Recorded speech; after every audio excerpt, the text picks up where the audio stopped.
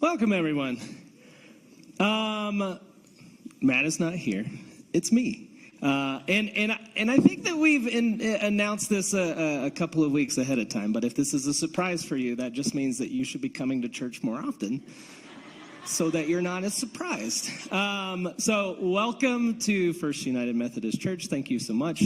Today is a special Sunday. Part of the reason why I'm here is to honor something near and dear to my heart, is that is our younger people, because this is Senior Sunday. Yay! So we are going to be honoring some of our seniors, whether that is high school graduates or college graduates. But for now, welcome, and welcome to those of you who are online. But let's spend a little bit of time seeing who's here, or leave a comment if you're joining us online, and let's welcome each other in Christian love.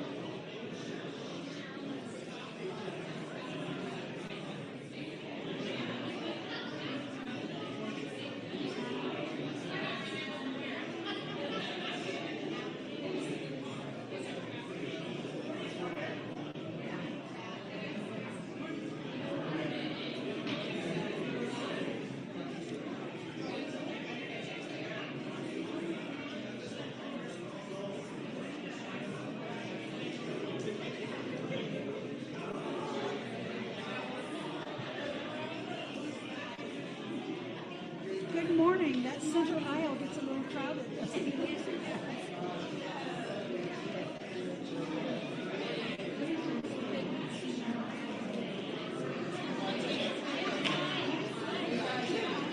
Good morning. Good morning.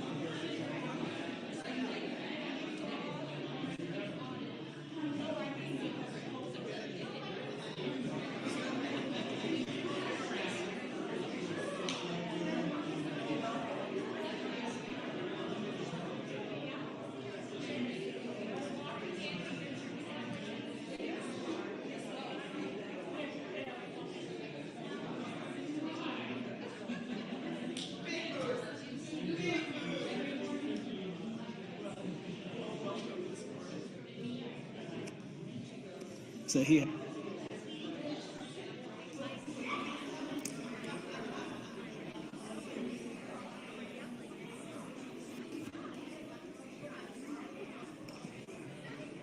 One thing I will say is that even though my family and I typically go to the modern service, anytime I get a chance to duck into this service, one thing that I miss, even though I grew up in the Southern Baptist tradition, at the end of the day, the common love language between a lot of the denominations is our hymns that we sing. And so I was asked to pick out the hymns for today. So if you don't like it, you can take it up with me, because these are some of my personal favorites, and it really goes with a lot of the things that I wanted to talk about today. So first up is hymn number 369, Blessed Assurance. I think the words are going to be up, and I don't know if we're going to do all of them, so we're going to just figure it out. If it has all the verses up there, we are committed to the whole thing. But otherwise, just roll with it. I don't know. I don't have any notes. Stand as you are able, or let's just do this.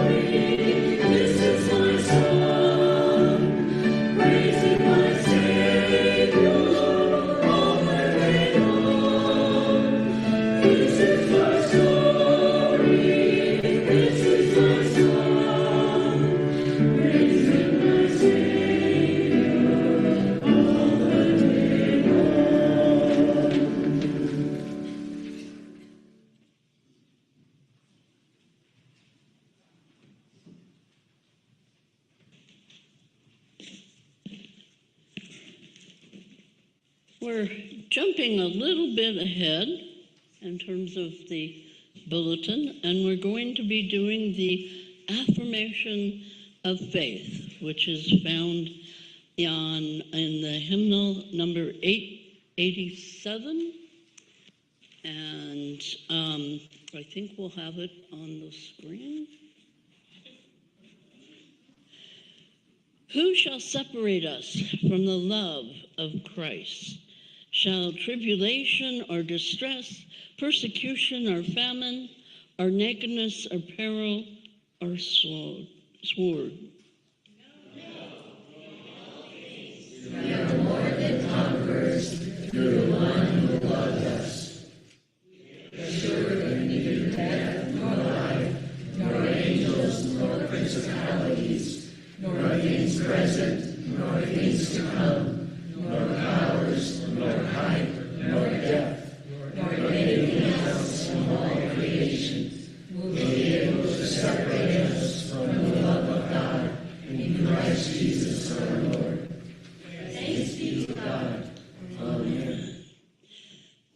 And now to what today is about, celebrating the graduating season.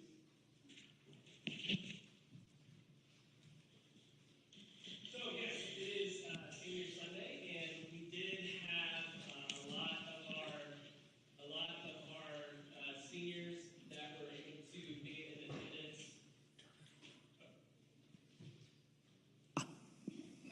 I actually had to turn it on.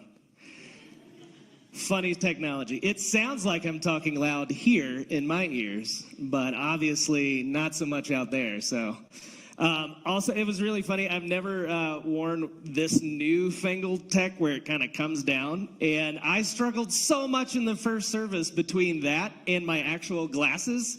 So the joke was either you get to hear me or I get to see you, but the two at the same time, not so much, because it gets a little wonky. So anyway, apologies.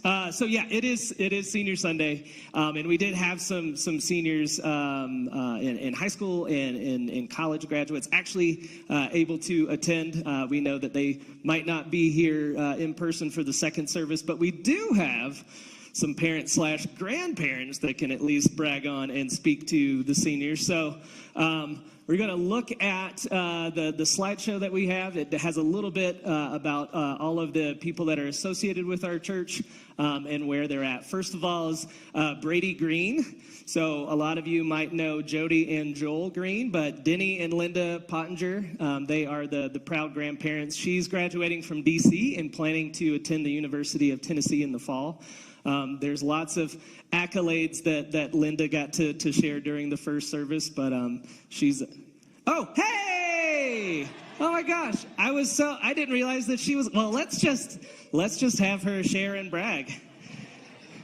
I didn't know she was here. Thank you. She doesn't graduate until next Thursday, but we had the graduation celebration yesterday at Jody and Joel's house. Yes, I'm the proud grandmother. Brady is a superstar. She was an all-academic athlete. She was the point guard on the girls' varsity basketball team for 3 years, and they went to state this year. First time in I don't know how long. She is also very involved with DECA and has been a state champion for a number of years. And this year, she and her partner, Katie Saunders, who you probably also know, went to nationals, and they finished in the top 10 at nationals for the DECA competition.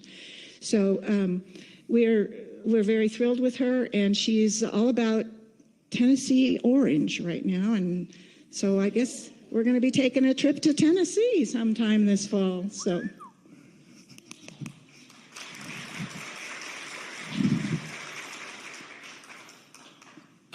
Up next, we have Maxon Robbins. He is the grandchild of Brenda and Mike Ryan, and I just want to make sure because I totally miss Linda.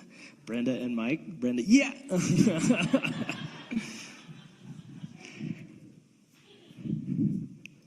Thank you. Maxon goes to Legend High School in Parker. He is the catcher for the baseball team, who is going to be in the finals in a couple days, I'm sure. But he is the youngest of my 5 grandchildren and the only boy. So he had a tough, he couldn't stand the girls at first, but now he's good. He graduated Friday morning from Legend, cum laude. He's going to the University of Arizona on a full ride. He's not going to play baseball. He's going to be in their 5-year architecture program. He's also in DECA. His sister got him into it a few years ago, and he was the state president, not this year, but a couple years ago. So we've got a lot in common with those two. Thank you.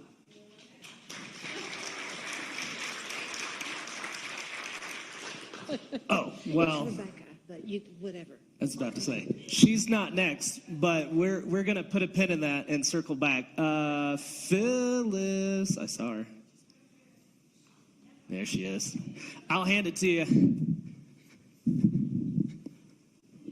Thank you. I have a granddaughter, Janya, graduating from Harvard on Thursday. And of course, I'm going to it. She was born and raised in Alaska, the only daughter of my oldest son, who passed away when Janya was a freshman in high school. Janya excelled in high school. She was valedictorian for the graduation, and they had over 700 kids in that graduating class. And she got a full ride scholarship to Harvard. She took the year off of COVID. Like she said, they gave them a full ride scholarship. They just kept advancing it till she could get back. And she got a degree in business administration. This last summer, she did an internship in Seattle. And her major, really, other than business, is when businesses are failing or they're having a tough time, the company she was going to work for, they go in and give them examples how to improve and everything. So I am going to graduation this week. And also she was lettered in on the rowing team, and I get to go to that presentation too.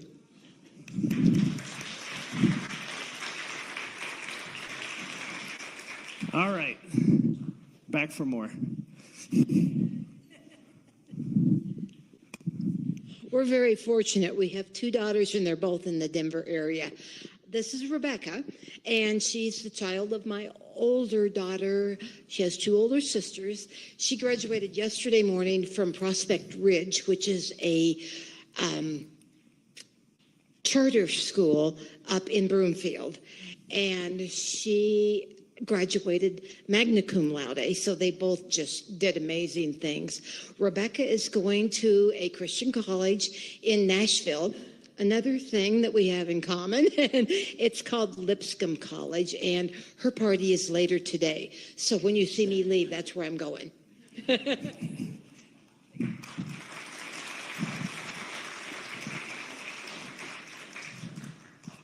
So I can speak to Jack Henriksen. He is graduating from Western Colorado University. Meg, he did not want, even though he was here, he did not want to talk about it and brag about it. But he is going, I think that he did study, it says the degree was business administration, but I think he wound up getting a job that he is starting. I think he already started last week or two, but it is with environmental science firm somewhere. So congratulations to Jack Henriksen. So I don't think Karen is here. Karen and George is here. So I'll speak to that. They have two graduates. One of them is in ARP, Texas. And the one thing that they shared was that he is actually at a fishing tournament, I think this weekend. So there's a reason why that is his picture. So congratulations to Tyler. And also, they have a grandson right here at Douglas County High School, Dalton Schubert. And what they had shared was that I believe he is going into Army intelligence. So he is starting, I think, some of his training over the summer soon. So congratulations to Dalton.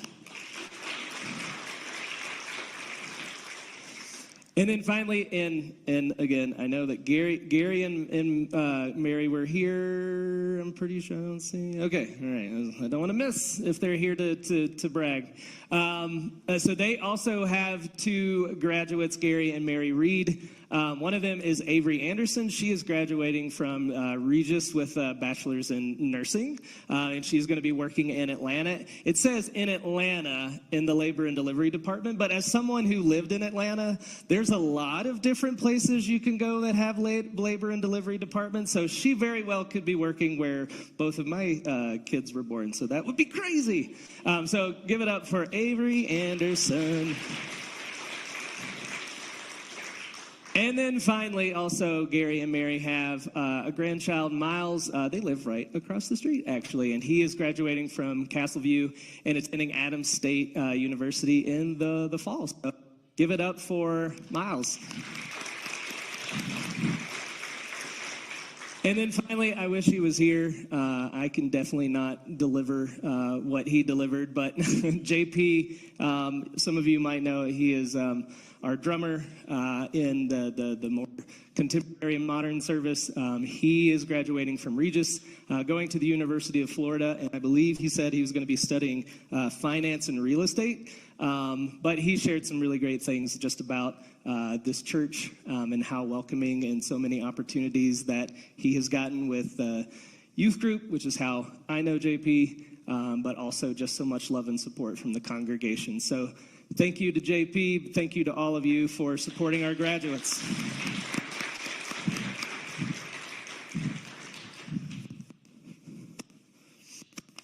And I'm pretty sure that we are going to sing another one of my favorites, which is Be Thou My Vision. It is number 451 in your hymnals, if you would like to stand and sing with us.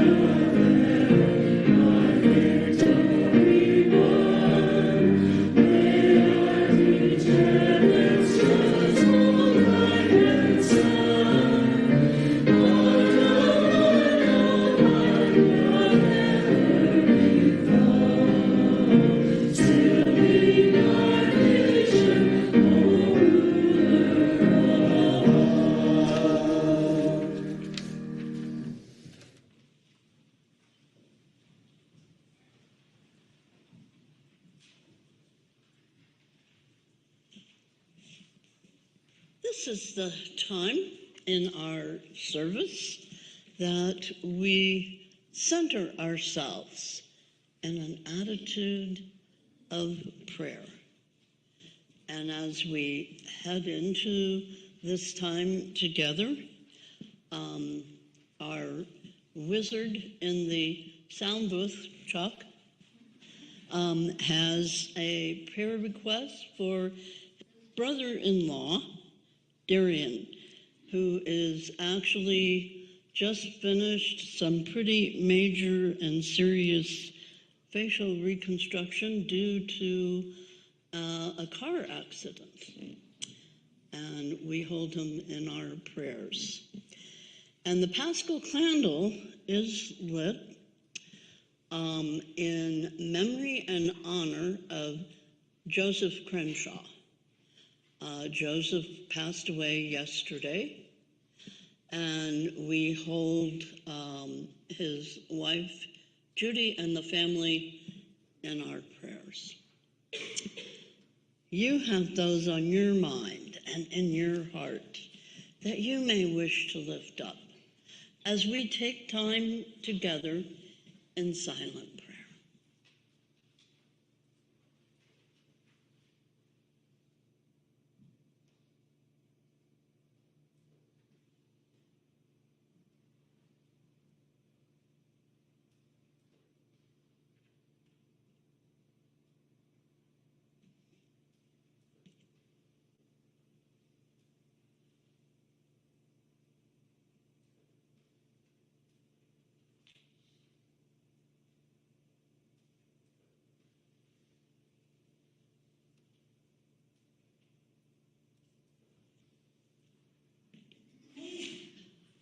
Our God, who is a presence, in each season of life.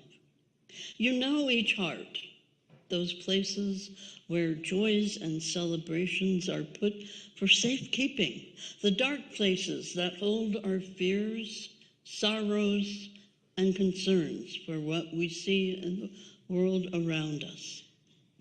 Help us to remain positive and optimistic as we search the road that we have traveled, where mistakes were made along the way, the road where we are, and the struggles of now, and the road ahead of us, filled with the unknown. With you as our guide, we create what will be the tapestry of our lives. Our eyes have a choice. May they choose to see the beauty and uniqueness of our surroundings. Our hands have a choice. May they choose to do good in the world where we see need. May we be encouraged to take action, and action that makes things just a little better. In each season of our lives, make us able to handle the challenges to come, the changes that come, that can be kind of scary. Help us to remember that those same changes can also be transforming if we embrace the patience you have offered us. Here is to the next step forward. God of connection and love, hear our prayers, those that we lift up and those that rest upon our hearts. As together we pray the prayer Jesus taught us to pray, saying, Our Father, who art in heaven, hallowed be thy name. Thy kingdom come, thy will be done, on earth as it is in heaven. Give us this day our daily bread, and forgive us our trespasses, as we forgive those who trespass against us. Lead us not into temptation, but deliver us from evil. For thine is the kingdom, and the power, and the glory forever. Amen.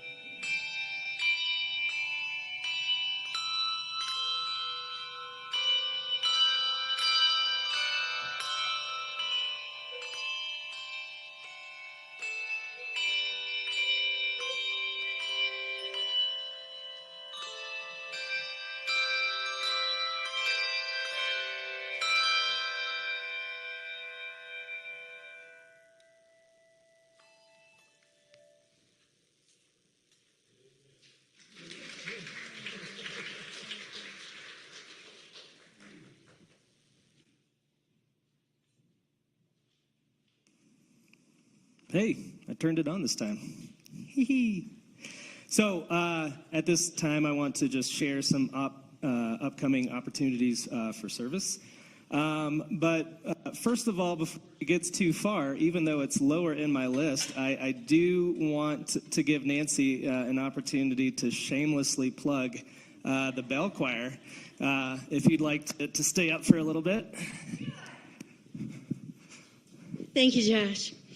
So we've been practicing for just a few weeks, and actually one person that's been up here has only played bells 2 times. See how easy this is? If you know that your left hand is blue, your right hand is red, and we've circled the notes, you can play those, and I wanted you to notice how many bells we still have. So we have more tables, We can put out more bells. And you are welcome to join the bell choir. We would love to have some more members. So please, and if you want to come up and try it after the service, come on up.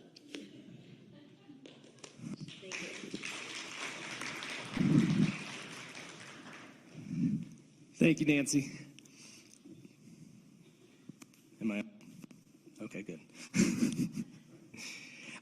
So there are some other opportunities we just want to call to your attention. First of all, this Tuesday, if you're free, there's a spring cleaning that's happening Tuesday at 6 p.m. I believe that the Boy Scouts are going to be here, but obviously there's lots of different kind of groundskeeping and landscaping things that you can do to help. Also, longer term over the summer, there's a volunteer sheet to sign up for mowing, if mowing is your jam. I actually like it. I remember growing up where I just couldn't wait to have a yard so I can have grass to mow. And now I'm like, oh, I got to mow. So that's okay because my oldest daughter does it now. So yay, thank you. Thank you, Andrea. She's in the sound booth. Hi. Also, Tuesday mornings, there's a Bible study. I think that they just recently, 9:30 to 11 a.m. on Tuesday mornings, they just started to pick up a new book, Adam Hamilton's Luke, Jesus, and the Outsiders, Outcasts, and Outlaws. So if you want more information about that, contact the office. There is a community kickoff for our younger youth program on Friday, June 9th, 9 to 12. There's some sign-up information here on your bulletin. And also, the biggest, probably most important thing to note is that starting next Sunday is the new schedule, right? It is the outdoor chapel. So starting on May 28th, next Sunday, the outdoor chapel service is at 8:30. Hopefully all this like nice shift in weather that we've had will be here to stay, because if you asked me a week ago if I wanted to be outside at any point when it was like raining for 36 hours, I would say no thank you. But it looks like it's here to stay, but we know how Colorado is. So 8:30 for the outdoor service, and that means that the modern service will be at 10 o'clock. And then finally, we are looking to kind of relaunch the hospitality and the outreach team. Those are two different ministries that you can be involved in. So if you want to find out more, and I will talk about this a little bit later today, but please reach out to the office and to find more information. And we could not do all of these things. We could not honor our seniors the way that we're honoring them today. We couldn't have all these wonderful bells that are available for you to pick up and ring, and all of the extra tables that we would have to accommodate you, because I know you want to be bell choir ringers. We couldn't do all of that without your gifts. So please, at this time, if we can have the ushers come forward for the offering.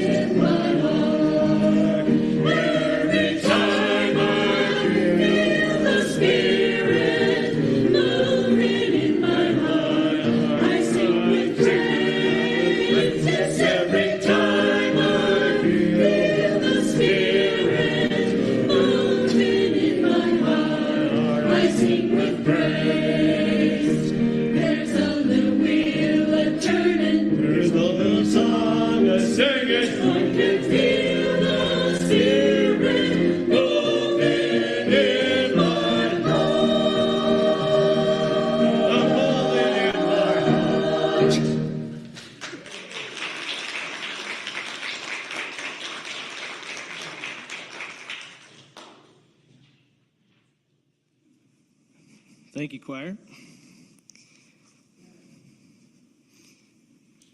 I mentioned this in the first service, and I don't know if you notice this, but the way that Matt says, "Will you pray with me?" It's kind of cute. I'm like, okay, I'll pray with you, but will you pray with me? Dear Lord, you know what we're trying to do, and I pray that you give us the strength and the passion to go out and do it. Amen. That's how I pray. Very short, concise, not long-winded, even though almost everything else in my life is a little bit long-winded. So I apologize if I get up here and talk way too much, but that's how I pray at least. And also, speaking of short and sweet, the scripture reading today is from the book of Isaiah 30, verse 21. And when you turn to the left, the right, or when you turn to the left, your ears shall hear a word behind you saying, "This is the way, walk in it." This is the scripture of faith for the people of faith. So, Senior Sunday. I know that we don't have the blessing of some of our seniors that were able to come to the first service here at the second service, but still, it's Senior Sunday, and that is a really, really big deal, not just for the seniors, but for probably parents and grandparents. The question of what comes next, right, is a really, really, really big question. For seniors graduating from high school, the question of what comes next is, where should I go to college? What should I study? Is my roommate going to be weird and make a lot of loud eating noises? All of the unknowns of going from high school and starting to get a little bit more independence as you go into college. But also, college maybe is not the next step for some of our high schoolers? Am I going to take a gap year? Am I ready to just go directly into a vocation, or start in the workforce? Like, what comes next is such a big unknown. And it's an even bigger question for anyone going to college, right? Because then you've been studying for 4 years, maybe even more. You have a specialty. So what comes next? Am I ready for this career? Am I ready to go into the workforce? That is a really big question. And I would say that it's a very big question for their parents as well. What comes next? Are they ready? Am I ready? Am I ready to be an empty nester if it's your last kid kind of going off from home? Now, Courtney, my wife, was not able to make this service, but I was like, I've already started to map out a plan.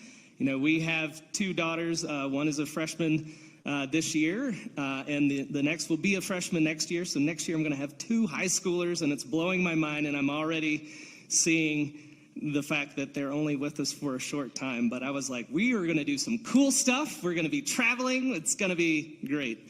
But still, it can sneak up on you, right, as a parent.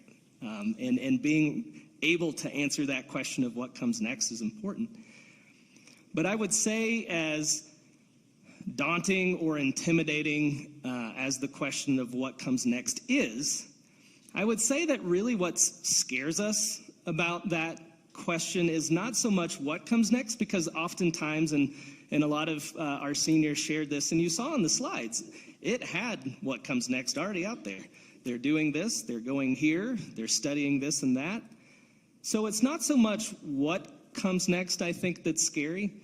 The real question that kind of terrifies some of us is, am I ready for what comes next, right? Now, when we're talking about school, our seniors, am I ready for what comes next? You can often just point to your grades, right? You can point to a report card and say, hey, look at this. Here's my grades. I am ready for what comes next because of all the studying that I've done. But I can tell you that I have known some people that got straight A's all the way through high school and then had quite a reality check once they got to college. Hi, I'm one of them. I'm sorry. Yeah. Not to brag about it, got all A's first semester. Pew! It was a big, big reality check for me being in college. It's like, I've got to study a lot more than I anticipated. And conversely, I have known a lot of mediocre students that went on to do some very amazing work, amazing jobs, careers, very impactful in their community. So we can't always look at a report card and say, this is what says that I'm ready for what's next. Great grades, not great grades, there's no real indication of, are you ready? So then the question is, well, how do you know if you're ready? And I would say that that's where our faith steps in.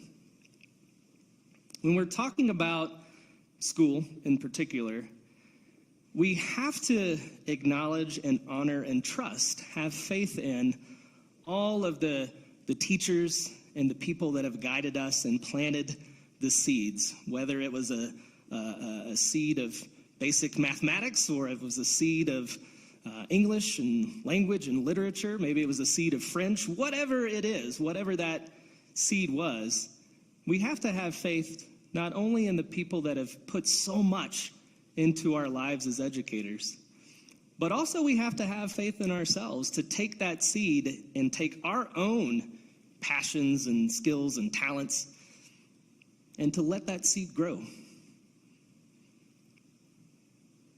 The teachers in our lives are only here for a season. They plant the seeds, but they don't always necessarily see where that takes us. And we are responsible for caring and nurturing and watering that and making something of it. And having faith that you're ready for it, that you're ready for what's next. Now, I find it interesting to maybe take that analogy of are you ready for what's next and apply it to us as a church. If this church was a school, what does that mean? What does that look like, right? Well, first and foremost, who are our teachers? Well, okay, Reverend Matt is a teacher. Sarah is a teacher. Reverend Rob was a teacher. People that have been here longer than I have. There was someone else before Rob. And that's what's kind of great about the United Methodist faith, is that they do rotate and swap people around. It's because everybody has their own gifts and talents, right? I mean, what you got from your high school French teacher is way different from what you got from your algebra teacher, obviously. There's a reason why we have all of these different people to learn from, whether we're talking about, education or we're talking about our spirituality. And I'd also like to point out that our teachers aren't necessarily people that are tied in or locked into a building, right? You have had people in your life that taught you some very valuable life lessons, or have taught you and shown you God's love in some way that had nothing to do with somebody in this church, right? I'd like to take a moment to share a little bit about one of my spiritual mentors growing up. It was my grandfather, my mom's dad. He was a farmer by trade, and he is who I got my love of gardening from in landscaping. But as a traditional gardener, as a traditional farmer, even in his private garden, he would garden like a farmer. So it would just be these rows of marigolds and a row of tulips and a row of it was just very regimented and not artistic and aesthetic at all. But that's not really what mattered. What mattered was that this is something that we had that was special to him and became special to me. And it was something that we could use to bond and kind of have a connection. So I lived way far out in the country. And I was so far out that I was the first one to be picked up by my bus and the last one at the end of the day to be dropped off. And my parents worked. I lived a half a mile down the road from my grandfather. And so the bus would just drop me off there. And I would spend time, working in his garden. And then after we were done working, he would load me up in his car. And then he'd drive me down to just a few miles down the road. There was a local country store. And he would, every day, kindergarten, elementary, middle, all the way through high school, every day after we did our gardening, he would go to the country store and he would buy me a chocolate milk, one of those Bebo honey buns, and an Almond Joy. Every day, at least during the school year, for 10, 12 years. So it's amazing that I don't look a little bit differently, considering every day I was having a chocolate milk, honey bun, and an Almond Joy. Flash forward to when I was a little bit older, about 7 or 8, he had a massive stroke. He didn't pass away, but as some of you may know, for people that have that might have suffered strokes, he was paralyzed on his left side, and within the first few days, he did lose his ability to speak, except when he got mad at his dog for chewing the tires. That was an interesting, I was like, whoa, okay, he found his words then. But besides that, one instance, never heard him say those words before. He lost his ability to speak, but we still had such a great relationship, a great communication somehow. And I think a lot of it has to do with just all the time that I spent with him in his garden. So as I got a little bit older, went to high school, I had a job at Domino's Pizza, worked with my brother, so he would bring me home. And even though I would not get home until like 10 or 11 or sometimes midnight, every day, this is, oh man, it got me during the first service and it's going to get me now too. But every day when I got home, pushed like way far back. I think probably so my parents wouldn't notice, but pushed way far back in the back of the refrigerator was a paper bag with a chocolate milk, a honey bun, and an almond joy. And what I loved about it so much was that even though he had lost his ability to speak at that point, probably like 10 years in the past, that he was still able to show me so much about God's love and how you can show that and you don't necessarily need words to do it. So,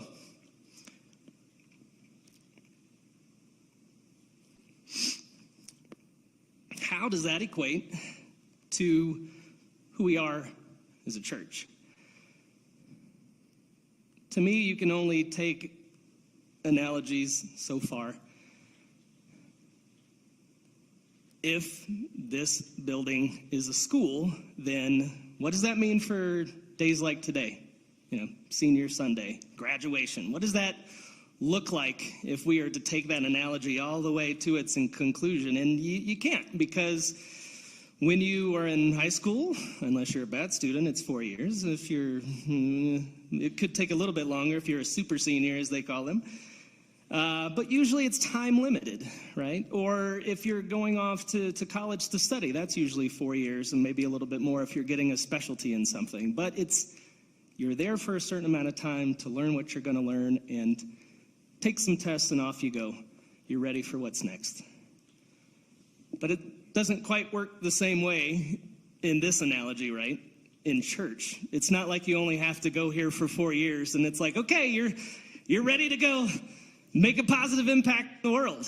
That's not how it works. So then how do you know if you're ready to go off and do what is next for you as a church? What does that look like? And again, it's that scary question of not necessarily what's next, but are you ready for what's next? Well, that's where we can go back to that high school analogy, right? We can look at all of the people that have invested something in us. Maybe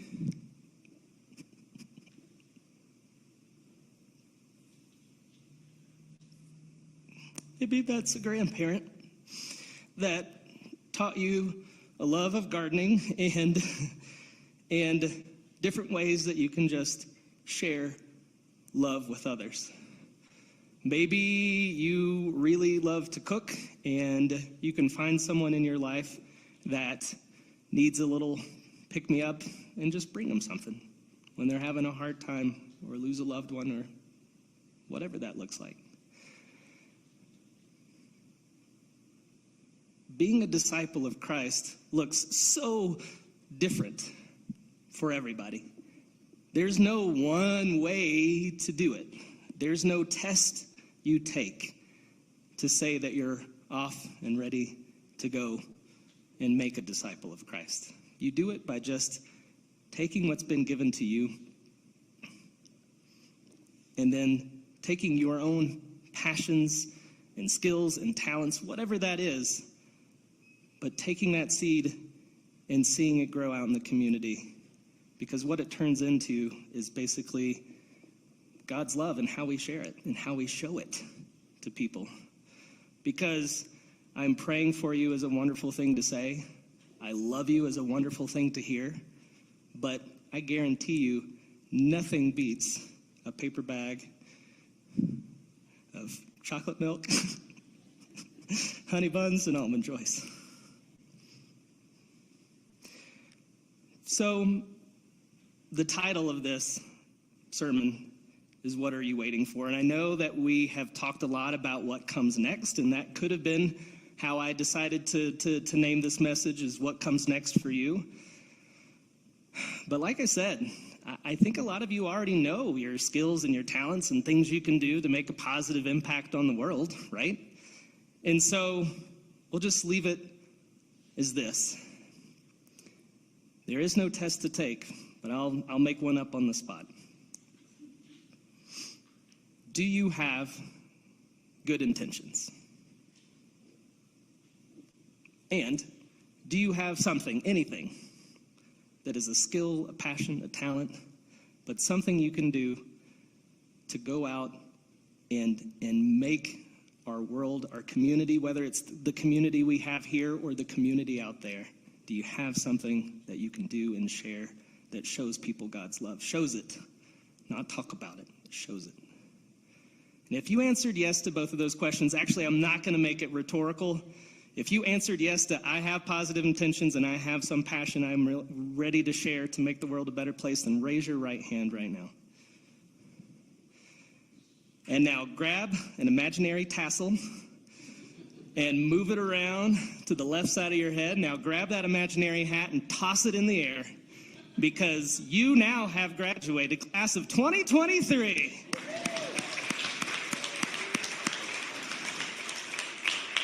And just know that you are ready for what's next. So, my message is, what are you waiting for?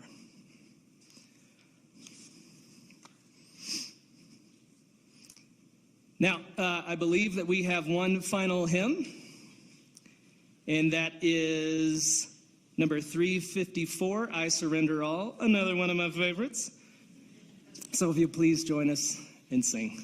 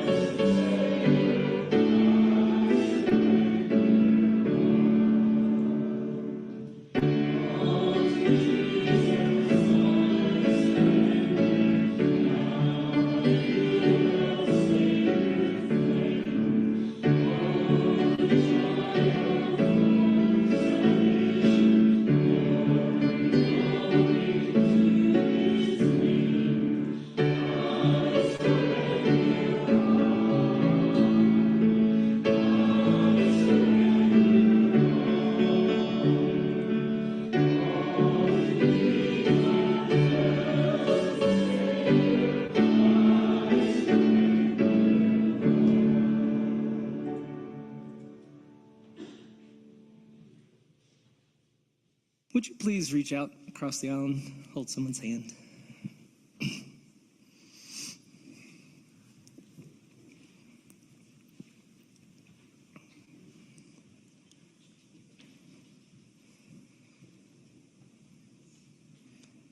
So as we think about today's seniors and our graduates, also realize that you too have just graduated. Like 5 minutes ago, I was there. You all graduated.